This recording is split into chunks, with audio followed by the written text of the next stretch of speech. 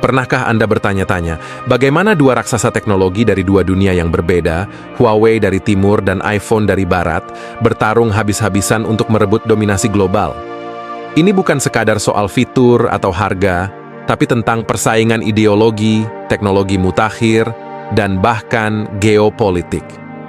Apa yang membuat Huawei tetap bertahan meski dihantam sanksi keras? Dan bagaimana iPhone terus memikat hati meski menghadapi perlawanan sengit di pasar terbesar dunia? Mari kita bongkar permainan kekuatan di balik layar yang mungkin belum pernah Anda bayangkan sebelumnya.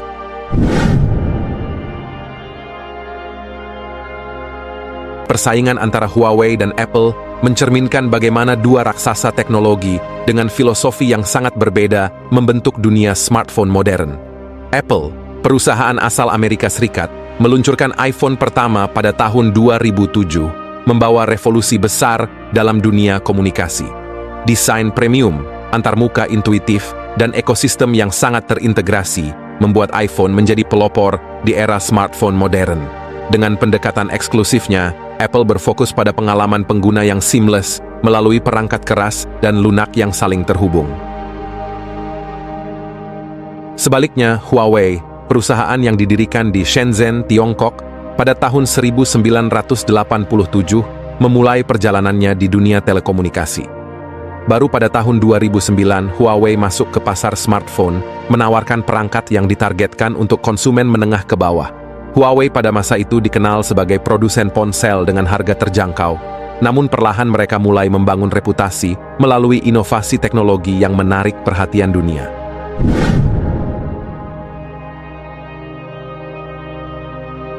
Ketika Huawei mulai merilis seri premium seperti P dan Mate, dunia menyadari bahwa ambisi mereka lebih dari sekadar merebut pangsa pasar kelas menengah.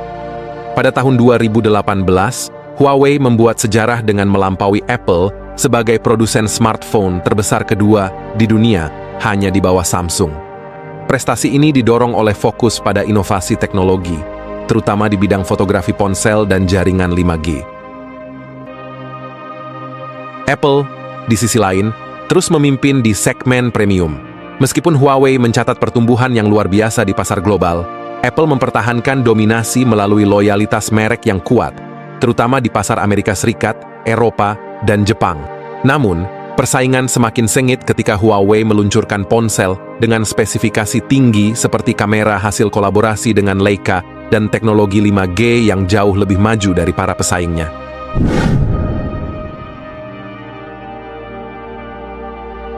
Pada tahun 2019, Huawei menghadapi tantangan berat ketika pemerintah Amerika Serikat memberlakukan sanksi yang melarang akses Huawei ke teknologi penting, termasuk prosesor canggih dan layanan Google. Langkah ini bertujuan untuk menekan dominasi Huawei dalam jaringan 5G yang dianggap sebagai ancaman geopolitik bagi Amerika Serikat. Akibatnya, penjualan Huawei di pasar global menurun, terutama di negara-negara yang sangat bergantung pada ekosistem Google. Namun, Huawei menunjukkan daya juangnya. Mereka memperkenalkan Harmony OS sebagai sistem operasi alternatif untuk menggantikan Android. Di tengah tekanan geopolitik, Huawei berhasil mempertahankan dominasinya di pasar domestik Tiongkok, di mana sentimen nasionalis mendorong masyarakat untuk memilih produk lokal. Di sisi lain, Apple terus meluncurkan produk baru dengan inovasi yang stabil, seperti iPhone 12 dengan teknologi 5G pertama mereka.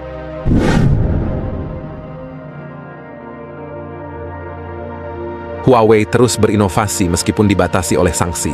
Pada tahun 2024, Huawei meluncurkan Mate X-T, ponsel lipat 3 pertama di dunia. Produk ini tidak hanya mencerminkan kemajuan teknologi Huawei, tetapi juga menjadi simbol kebangkitan mereka di tengah tekanan global. Mate X-T mencatat lebih dari 5 juta pre-order dalam minggu pertama peluncurannya, menandai keberhasilan Huawei dalam menggaet konsumen kelas atas. Apple merespons dengan meluncurkan iPhone 16 yang dilengkapi chip A18 Bionic dan fitur kecerdasan buatan yang lebih canggih. Meski memiliki keunggulan di pasar global, Apple menghadapi tantangan berat di Tiongkok. Pada kuartal ketiga 2024, penjualan iPhone di Tiongkok menurun 0,3%, sementara Huawei mencatat lonjakan 42% dalam penjualannya. Hal ini menunjukkan pergeseran preferensi konsumen Tiongkok ke produk lokal yang menawarkan kualitas tinggi dengan harga lebih kompetitif.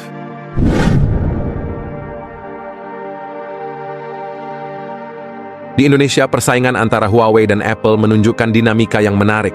Data StatCounter per Oktober 2024 mengungkapkan bahwa pangsa pasar smartphone di Indonesia didominasi oleh merek seperti Oppo, Vivo, Xiaomi, dan Samsung. Apple dengan pangsa pasar 12,91% tetap menjadi pilihan utama untuk segmen premium. Sebaliknya, Huawei tidak masuk ke dalam 5 besar, mencerminkan tantangan mereka dalam merebut hati konsumen Indonesia. Survei lain menunjukkan bahwa meskipun harga iPhone jauh lebih tinggi dibandingkan merek lain, banyak konsumen Indonesia tetap memilihnya karena citra premium dan ekosistemnya yang eksklusif. Di sisi lain, Huawei belum mampu menawarkan daya tarik serupa di pasar Indonesia, terutama karena ketergantungan masyarakat pada aplikasi berbasis Google yang tidak tersedia pada perangkat Huawei. Beberapa faktor kunci yang memengaruhi preferensi konsumen Indonesia adalah harga, inovasi, dan loyalitas merek. Sebagian besar konsumen memilih perangkat dengan harga terjangkau, antara 1 juta hingga 3 juta rupiah, segmen yang dikuasai oleh merek seperti Xiaomi dan Oppo. Namun, untuk konsumen kelas menengah ke atas, iPhone tetap menjadi simbol status, dengan daya tarik yang sulit disaingi. Huawei menghadapi tantangan besar dalam membangun kembali kepercayaan konsumen di pasar seperti Indonesia. Meskipun mereka menawarkan perangkat dengan teknologi mutakhir, ketiadaan layanan Google menjadi penghalang utama. Namun, dengan peluncuran produk seperti Mate X-T dan penguatan ekosistem Harmony OS, Huawei perlahan-lahan berusaha merebut kembali pangsa pasar mereka.